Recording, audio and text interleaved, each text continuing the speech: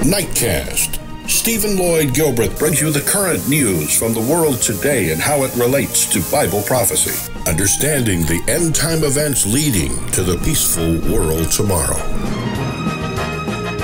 Ladies and gentlemen, Stephen Lloyd Gilbreth. Good evening, friends, and welcome to this February 22nd, 2015 edition of Nightcast. Good to be back after 3 nights being out sick.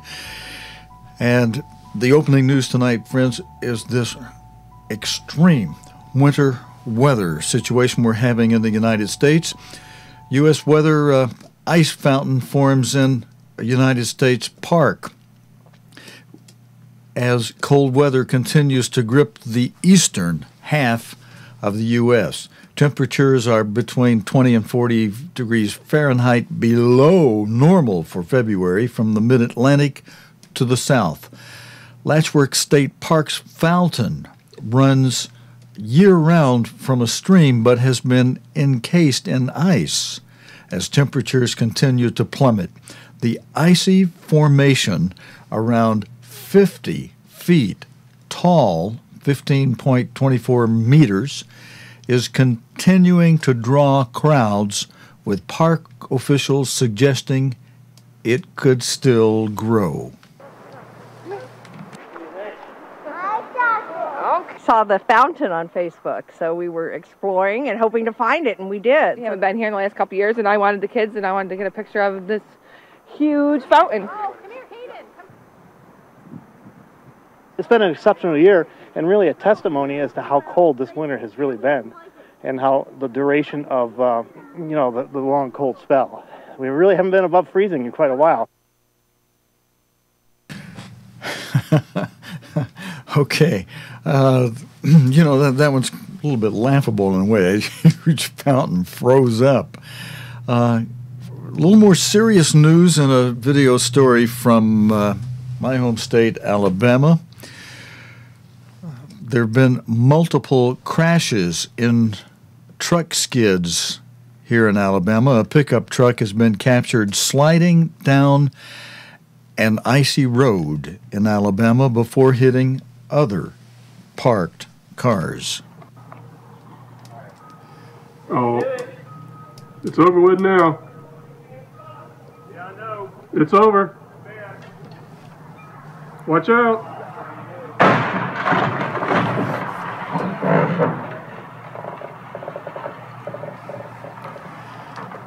Huntsville resident David Inman filmed as a second vehicle. Oh,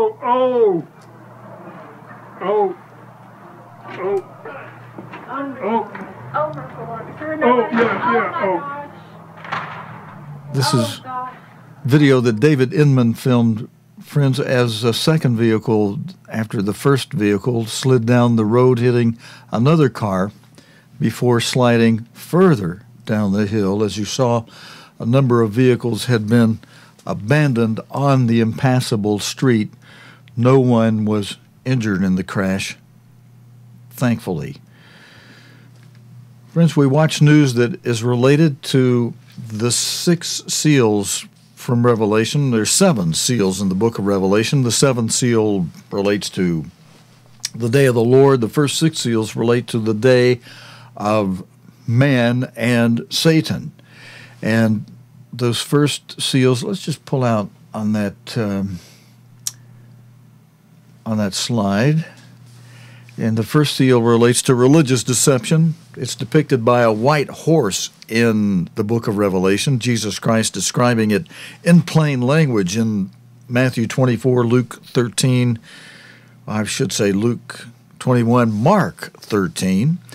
The second seal depicted in Revelation by a red horse that Jesus Christ described in those 3 gospel chapters as in plain language as war and rumors of war and world war.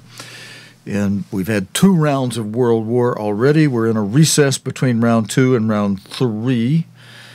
And the third seal depicted by a black horse in Revelation, Jesus Christ described it simply in a word, famine. And the fourth seal of Revelation, a pale horse, depicted by a pale horse, which Jesus Christ described in 3 terms. The primary term was loimus, meaning disease epidemics, the pestilence, the plagues of Egypt. He also described it as seismus, seismic activity, commotions in the air, such as gale force winds, and commotions on the ground, such as earthquakes and tsunamis and wildfires and floodings and volcanic eruptions and such like.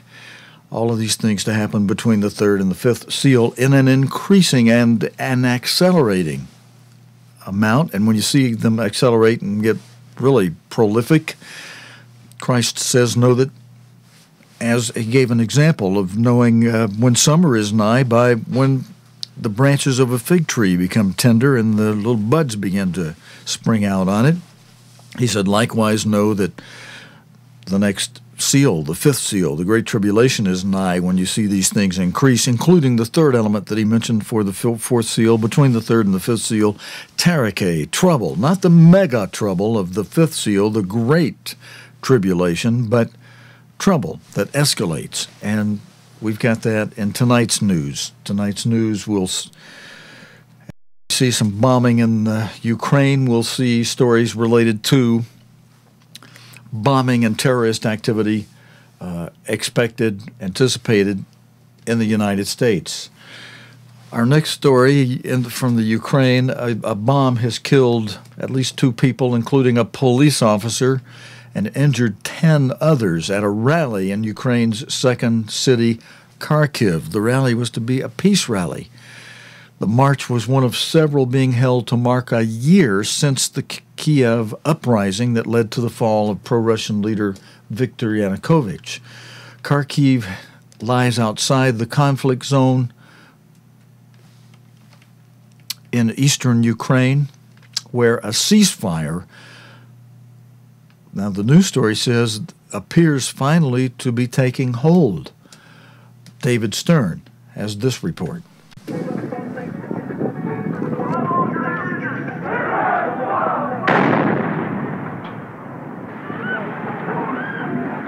Look Это серьезно, вали туда быстрее. Kharkiv is outside of the conflict zone. It's Ukraine's second largest city. It's in the east.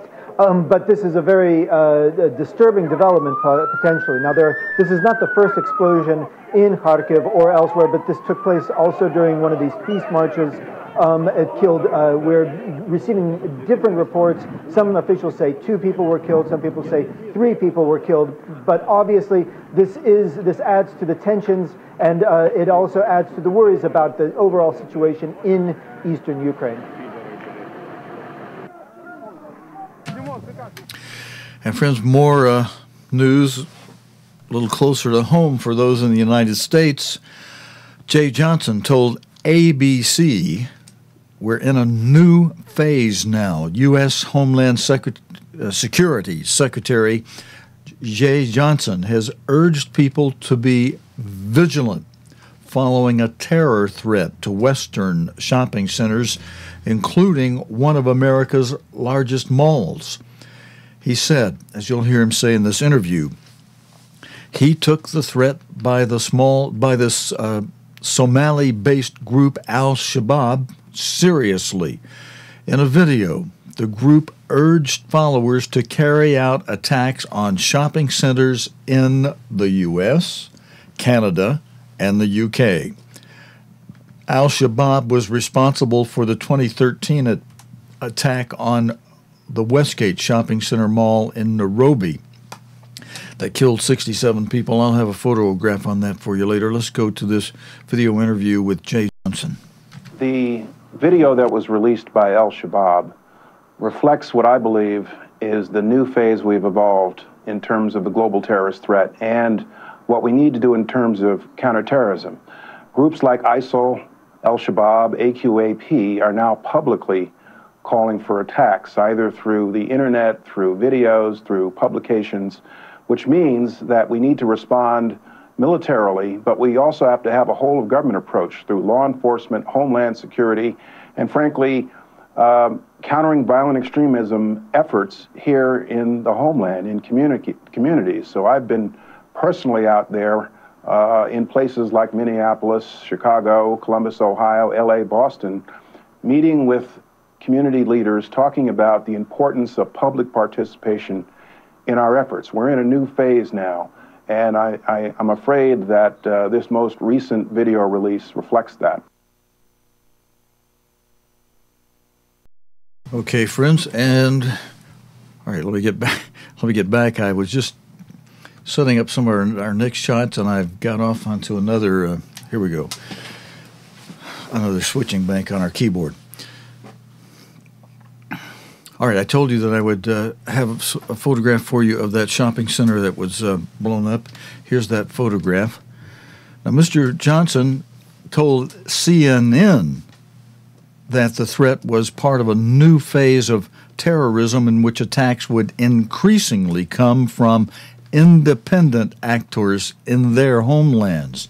Anytime a terrorist organization calls for an attack on a specific place, we've got to take that seriously, he said.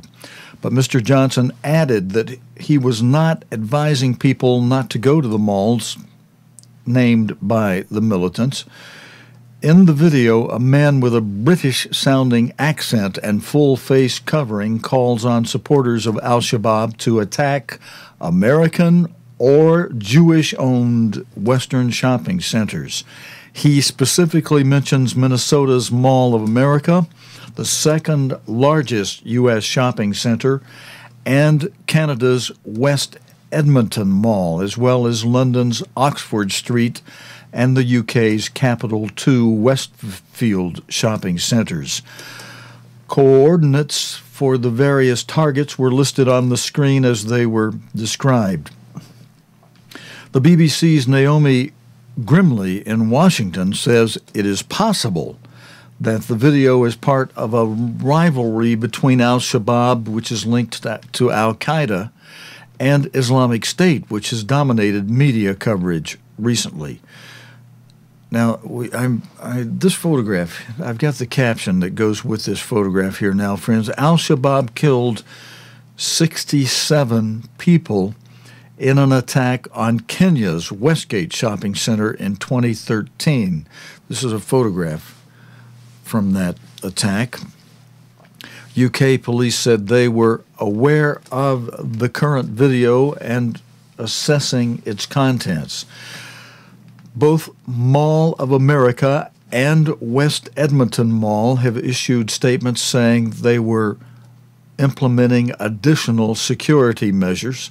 Minnesota is home to a large Somali population, and a Minnesota man was indicted last week on charges of conspiring to support Islamic State.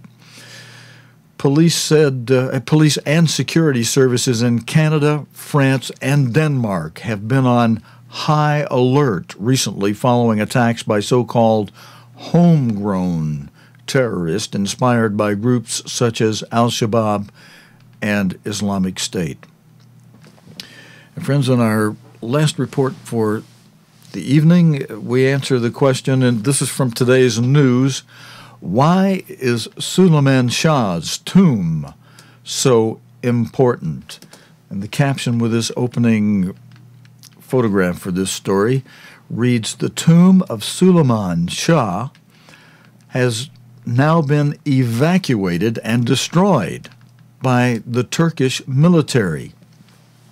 Scores of Turkish troops and vehicles have entered Syria to evacuate and destroy a mausoleum where the forefather of the Ottoman Empire was buried."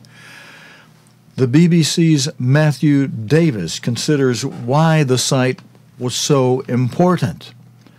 The now ruined tomb of Suleyman Shah stands on a football pitch-sized spit of Turkish land inside Syria, but its historical and political significance belie this humble geography, our story says. Shah was a Turkic tribal leader who lived from about 1178 until 1231, when, according to an epigraph in his mausoleum, he drowned in the Euphrates along with 2 of his men in search for a home for himself and his people. Official accounts are questioned by some, but the story goes that Shah's followers headed north into modern-day Turkey. It was there that his grandson, Osman I, founded the Ottoman Empire, which at the height of its powers, centuries later controlled swatches of territory across southwest Europe, the Middle East, and North Africa from its capital in Constantinople, now Istanbul. The Ottoman Empire had disintegrated by the early 20th century, and the new state of Turkey emerged. But such was the national importance of Shah's burial, his burial complex, that the site was protected until a 1921 agreement with France, which then occupied the area now located in Syria's Aleppo province. And the caption with this next photograph, part of this story, friends, well, this is a map, and then this shows you where the tomb of Suleyman Shah is located, just below Kobani, somewhat north of Damascus in Syria, near the border of Turkey, but a little bit south of the border of Turkey, inside of Syria.